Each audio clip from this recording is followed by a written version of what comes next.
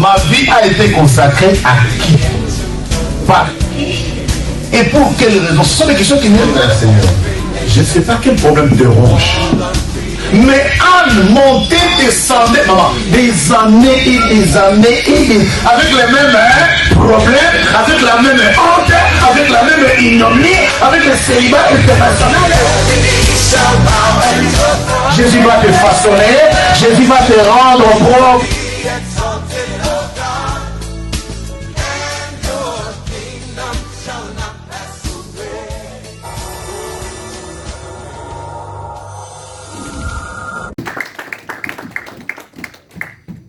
Amen.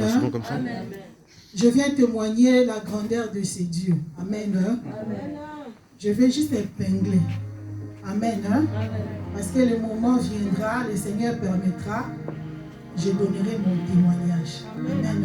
Amen. J'épingle par rapport au message de l'année. Alléluia. Amen. Le message de l'année, on nous a dit sur le verset Acte 28, du 1er au 6e verset. Alléluia. C'est par rapport au serpent. Amen. Amen.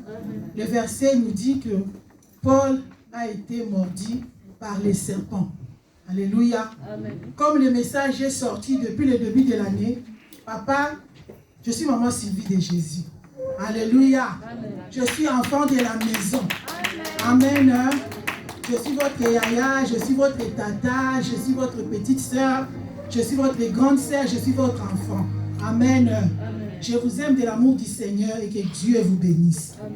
Amen. Amen. Donc je vais épingler par rapport au témoignage. Le moment viendra, comme je viens de dire tantôt, nous allons décortiquer ces grands témoignages. Mais aujourd'hui, j'épingle par rapport au message qui nous ont été donnés depuis le début de l'année. C'est sur le serpent.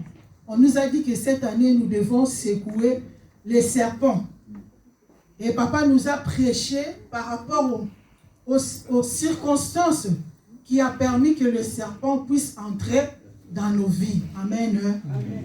Papa nous a donné 6 circonstances. Amen. Amen. C'est sur la naissance, sur le mariage, sur le décès et sur le réunion, sur beaucoup de choses. Alléluia. Amen. Moi, je vais épingler, c'est sur le décès. Amen. Amen. Moi, je suis orpheline de père et de mère. Amen. J'ai perdu mon père, j'avais 3 ans. 10 ans après, j'ai perdu, je crois 9-10 ans, j'ai perdu ma mère. Alléluia. Amen. Donc, je suis restée comme ça. Je suis grandie dans la famille de ma mère. Amen. Amen. Et je suis la cadette d'une famille de 5 enfants. Est-ce qu'on peut acclamer Jésus? Alléluia. Amen. Quand ma mère elle est morte, je suis restée chez ma grand-mère, chez mes grands-parents, je vais dire. Et il y a eu un moment, je suis tombée malade. Parce que quand je grandissais, j'étais tellement maladive qu'on m'appelait Akufalobi. Alléluia. Amen. Et tout le monde savait que je n'ai pas beaucoup de temps sur cette terre. Tellement que j'ai tombé malade, ma maman était encore là, j'étais toujours à l'hôpital avec elle. Et après un moment, ça s'est calmé. Après son départ, je suis restée et je suis encore tombée malade. La maladie en question, je ne me souviens plus. Alléluia. Amen. Parce que j'étais enfant. Je ne me souviens plus exactement, mais j'étais malade. J'avais un problème de démangeaison qui ne finissait pas. J'avais le problème de démangeaison, donc mon corps gonflait. À chaque fois que j'avais de l'irritation, à chaque fois que je voulais m'irriter, mon corps gonflait.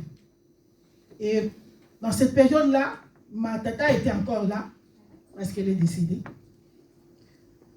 Et elle s'est décidée d'elle-même m'amener chez un Bonaventure, un propriétaire, féticheur, quelqu'un qui fait de choses pour enlever la maladie, soi-disant. Et j'étais enfant, je devrais avoir, je crois, dans de 11-12 ans, quelque chose comme ça. Après, je crois, une année de la mort de ma mère. Et mon autre tante disait, il ne faut pas l'amener là-bas. Ce n'est pas notre enfant, c'est l'enfant des autres. Alléluia, parce que l'enfant appartient à deux côtés. Amen. Amen. Et elle insistait, et elle m'amena. C'était sous une pluie battante. Et nous sommes partis avec elle. Moi, enfant, elle, maman. Donc, je la suivie. Les circonstances ont fait que nous sommes allés, arrivés chez cette personne-là. Moi, je ne connaissais même pas son nom. Jusqu'à aujourd'hui, je ne connais pas son nom. C'est le nom seulement que je connais parce qu'il disait Wangila, Mangila au lieu de Wangila. Et moi, je l'appelais Mangila. Et nous sommes arrivés dans cette maison-là. Et là où le monsieur habitait, il y avait aussi d'autres personnes à l'intérieur, d'autres familles qui sont aussi venues, qui étaient aussi venues pour soigner aussi leurs problèmes. Et moi, je me suis retrouvée dedans. Je parle de la circonstance de deuil parce que j'avais perdu ma mère. Alléluia. Et enfant malade, on doit chercher où on va l'amener. Amen. Amen. Malgré que mon autre tante disait non, il ne faut pas l'amener, mais elle insistait, elle m'a amenée. Et je suis allée. Et de là-bas, comme dans un lieu de nganga, de féticheur, donc là-bas, on a commencé à faire... premièrement, ils ont commencé des prières. Ils ont commencé de prières. Ils mettaient de prières, peut-être ils mettaient d'une pierre comme ça sur mes mains.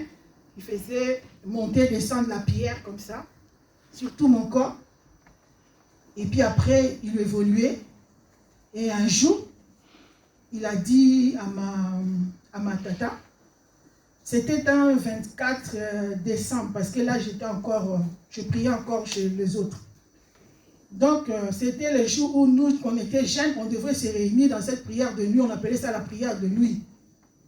Et j'étais privée de cette prière-là parce que je devrais rester là-bas. Et toutes mes copines sont parties. Et moi, je suis restée chez cette personne-là. Et en restant chez cette personne-là, cette nuit-là, ils m'ont réveillée. Ils n'ont même pas réveillée parce que je n'étais pas dormie. Ils ont commencé à prier. Et pendant toute cette prière-là, ils ont commencé à faire des choses sur moi. Alléluia. Amen. Donc, ils ont commencé à faire des prières comme une présentation. Ils ont fait des cérémonies sur moi. Ils m'ont aspergé. Le monsieur m'a aspergé l'encens. Et il a continué. Il a aspergé l'encens dans tout mon corps.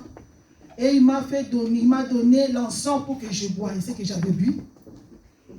J'ai bu l'encens. Poussière blanc comme ça, amer. J'ai dit, mais c'est amer. Il dit, non, il faut boire. Tu vas être guéri. De quoi? Je ne sais pas. Donc, j'ai pris l'encens, je bu. Ce n'est pas moi qui ai pris. Donc, le monsieur est venu mettre la cuillère dans ma bouche. Donc, j'ai bu l'encens. Et ils ont continué à faire toutes ces traditions-là, toutes ces incantations sur moi. Ils ont parlé. Il a fait des cérémonies toute la nuit. Ils ont allumé les bougies. La maison était remplie d'encens, remplie de nuages, je sais pas, remplie de fumée. Merci. La maison était remplie de fumée, d'encens. Et la cérémonie s'est passée. C'était ma cérémonie. Alléluia. Amen. Et c'est fini cette nuit-là. Je crois 2 jours après, il est encore revenu. Parce que moi, je restais là-bas. Ma tante sortait. Comme elle faisait, elle aimait faire du chant, elle était champêtre, donc elle partait faire son chant. Donc elle me laissait avec le monsieur. Et il y avait une dame aussi avec moi et d'autres personnes aussi avec moi. Donc on restait là sans rien faire. J'attendais les cérémonies, j'entendais la prière. Tous les jours, on entendait la prière. Et ce jour-là, ma tante elle était là. Ils sont entrés, moi encore dedans. Ils ont commencé à faire la prière. Moi, j'étais là. Et à la fin de la prière, le monsieur a pris un seau. On a versé de l'eau dedans. Ma tante a donné le seau. Le monsieur a mis des choses dedans. Je ne sais pas si c'était quoi. Et ma tante a pris, le monsieur a pris le seau et il m'a dit, viens, je vais te laver. Moi, de naissance, je suis trop petit. Et je lui ai dit, mais pourquoi toi, tu vas me laver? moi je ne veux pas que toi tu puisses me laver. Il dit, mais moi je vais te laver. Moi je dis, non, je commençais à crier. Je dis, toi tu ne peux pas me laver, toi tu es un garçon. Et moi je suis une fille, toi tu ne peux pas me laver. Et comme je criais, il appelait ma tante, et elle est venue, et elle a pris le seau, elle a donné à ma tante. Et c'est ma tante qui m'a lavé, et qui m'a purgé encore. Alléluia. La circonstance de deuil. Amen. Parce que ma mère n'était plus là. J'étais devenue la proie de tout le monde. Alléluia. Et ces cérémonies a fait que lorsqu'on m'a fait manger l'encens, asperger l'encens, on m'a introduit l'encens. Ils ont fait des incantations sur moi. Alléluia. C'est ces jours-là que je ne connaissais pas, que je ne savais pas, qu'il y avait eu un serpent qui était entré en moi. Alléluia. Je parle pour réveiller un peu, vous réveiller un peu. Alléluia. Parce que des fois quand on vient à la prière, c'est comme si il y a des gens qui ont des problèmes, il y a des gens qui n'ont pas de problèmes. On a tous des problèmes, que tu veuilles ou pas. Tu es sorti d'une quelque chose là-bas. Tu es sorti d'une famille. Dans ta famille, même la lignée de Jésus-Christ a eu un problème. Jésus-Christ est sorti de Rahab, la prostituée. Si lui est sorti de la lignée de Rahab, et toi et moi. C'est-à-dire en toi aussi, si tu regardes bien ta vie, tu vas trouver quelque part, il y a des choses. Parce que nous ne voulons pas prier. Nous témoignons pour pousser les gens à prier. Parce que le message, quand ça sort, ce n'est pas seulement pour pasteur, ce n'est pas seulement pour maman Sylvie ou maman Toko. C'est pour toi et c'est pour moi. Que tu sois enfant. Parce que moi, j'étais enfant. J'avais cet âge-là. Que tu sois enfant, tu ne vas pas dire que le message concerne le papa et les mamans. Que tu sois maman ou que tu sois papa, tu ne vas dire pas que c'est pour les mamans. Non, le message, quand ça sort, c'est pour toi et c'est pour moi. Quitte à toi de chercher ta délivrance. Moi, je suis en train de chercher la délivrance. Comme on dit, la délivrance, c'est un processus. Je continue à chercher. Je sais que le Dieu va faire. Amen. Donc, pendant ces cérémonies, que Dieu vous bénisse. C'est pendant ces cérémonies-là que je ne connaissais pas quelle est la chose qui était entrée en moi. Mais cette chose a détruit ma vie. Alléluia. Il a détruit ma vie par l'impudicité. Papa ne m'a pas dit, je dois le dire. Alléluia. Amen. Amen. Amen. Ce serpent est entré en moi. Moi, tout le monde m'aimait. Tout le monde m'aimait. Que tu sois vieux, que tu sois jeune, quand on me regardait, on m'aimait. Les gens couraient. Je ne savais pas qu'est-ce qui était au-dedans de moi. Les amis voulaient être avec moi. Les copines voulaient être avec moi. Parce que si tu es avec moi, on va te considérer. Alléluia. Mais ces choses ont détruit ma vie. Les serpents-là ont détruit ma vie. C'est pour ça que vous nous voyez ici en train de pleurer. Parce que le vieux est détruit. Alléluia.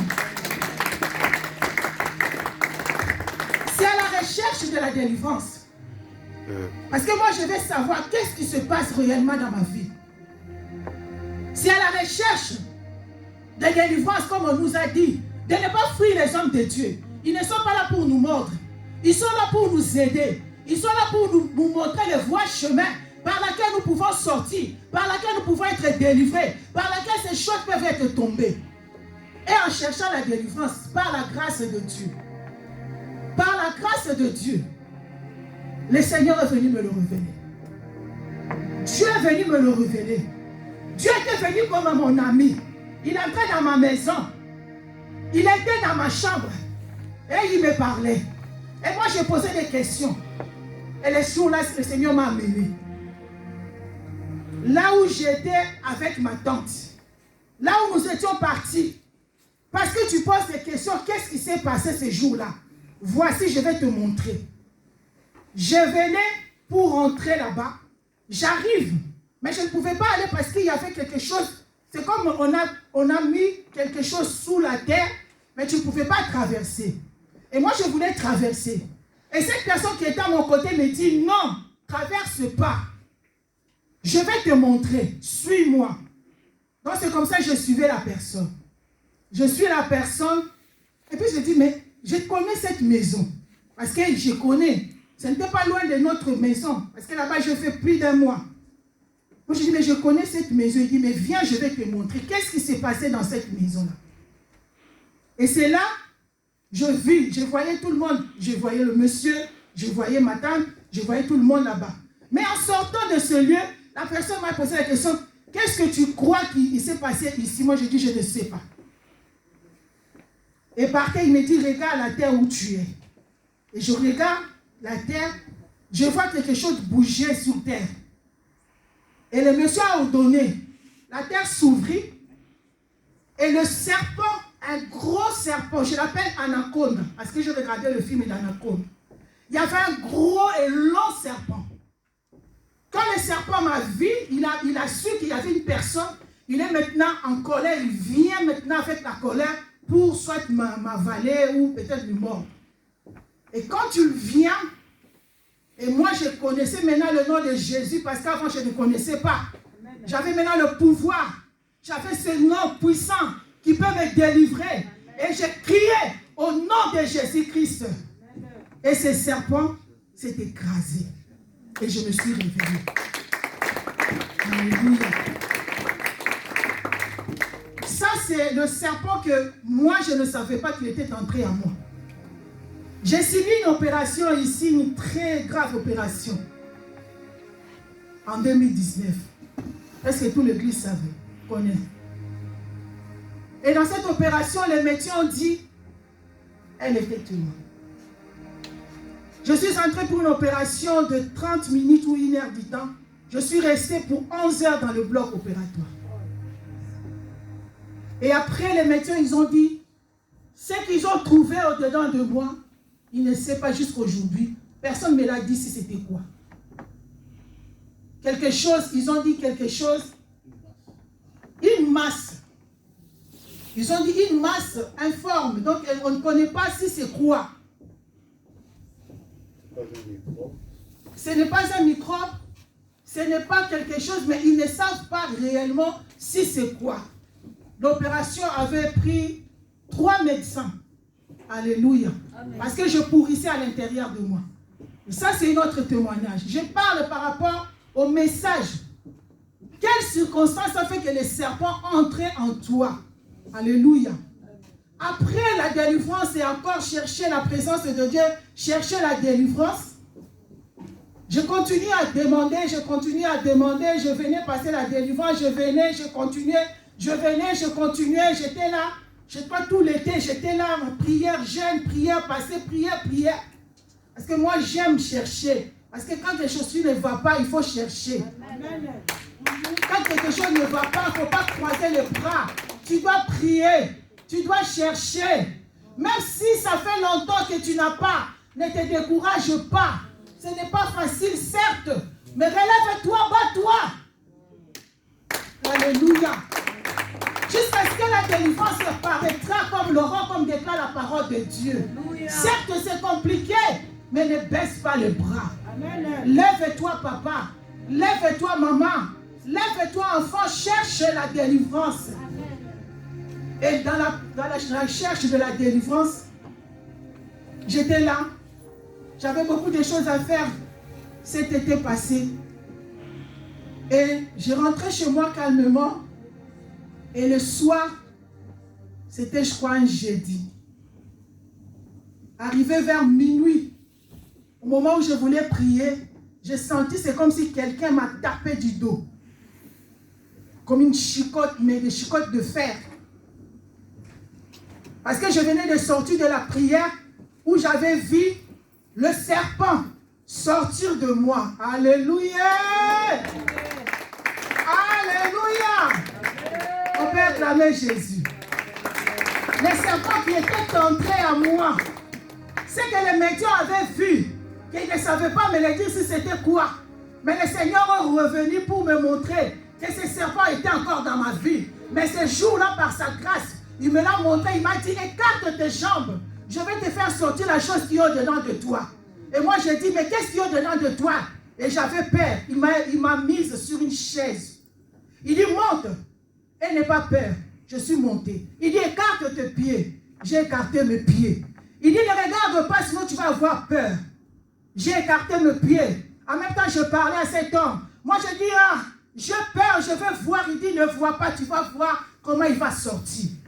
Alléluia. Et c'est comme ça, j'ai senti quelque chose sortait de moi. Il sortait de moi. Il sortait de moi. Il sortait de moi. Il sortait de moi.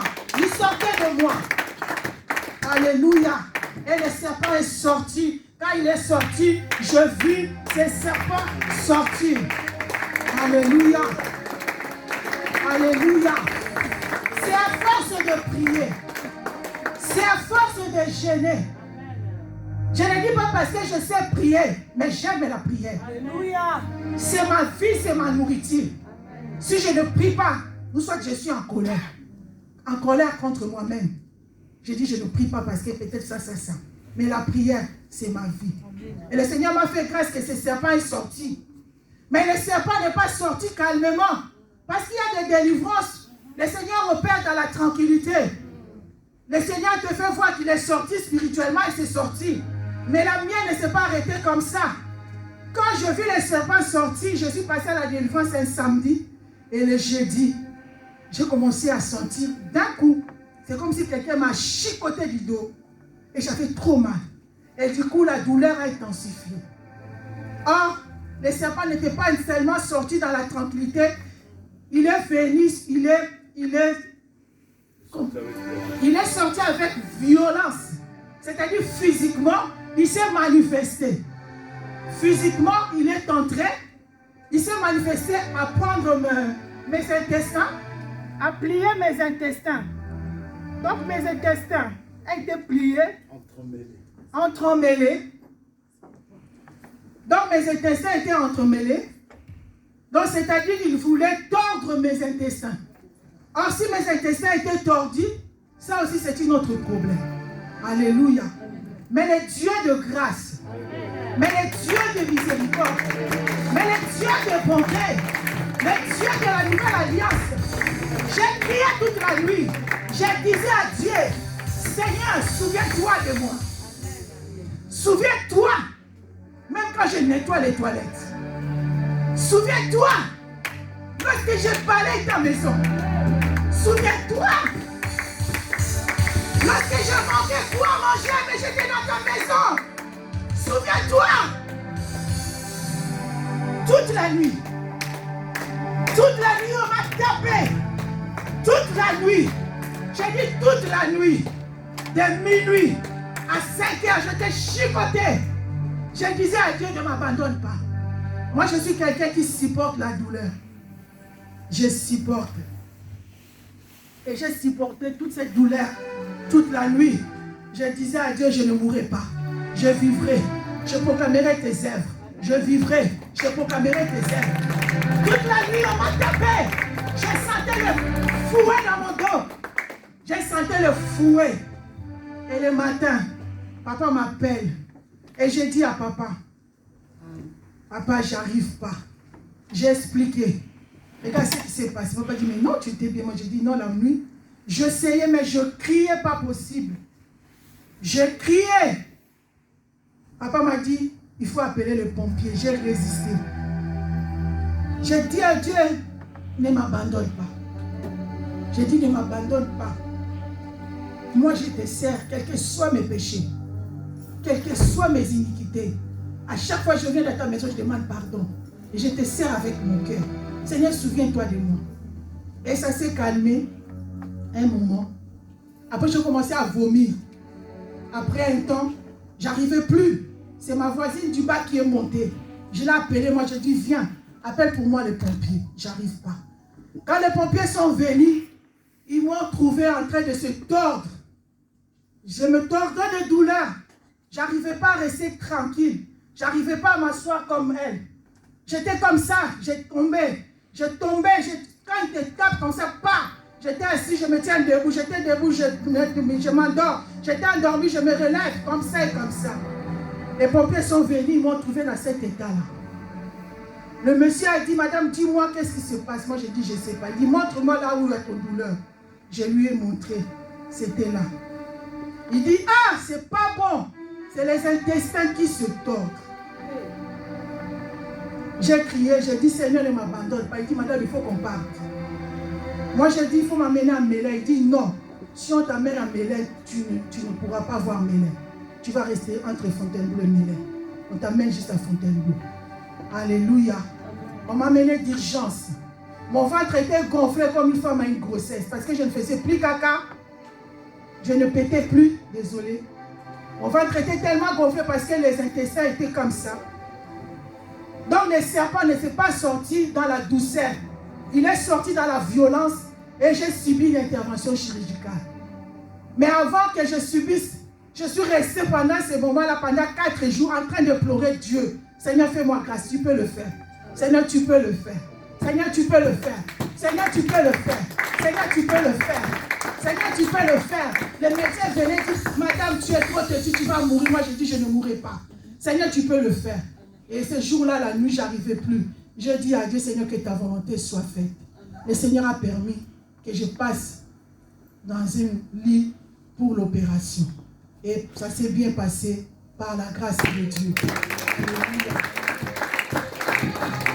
Bien-aimé, ça c'est une circonstance de deuil. Mais en toi, qu'est-ce qu'on a fait? Ça c'est ma vie. Mais dans ta vie, qu'est-ce qu'on a fait? Le serpent est entré où? Dans quelles circonstances? Dans quelles circonstances le serpent est entré? Est-ce que dans les copinages? Est-ce que c'est dans le mariage? Est-ce que c'est dans les deuils? En perdant un membre de la famille? Alléluia. Et par la grâce de Dieu, le serpent est sorti. Et je suis bien par la grâce du Seigneur. Alléluia. Je suis venu pour t'encourager à chercher le Seigneur. Je suis venu pour te dire que le message qui sort, ce n'est pas en vain. Le message te concerne, me concerne. J'ai toujours dit, cela dépend de la manière dont tu cherches le Seigneur. Et le Seigneur viendra. Si tu le cherches, comme la Bible déclare, Esther a dit, si je dois périr, je périrai. C'est ce que moi j'ai dit. Si je dois laisser ma peau, je laisserai. Pour que je puisse voir ma délivrance. Alléluia. Que Dieu vous bénisse.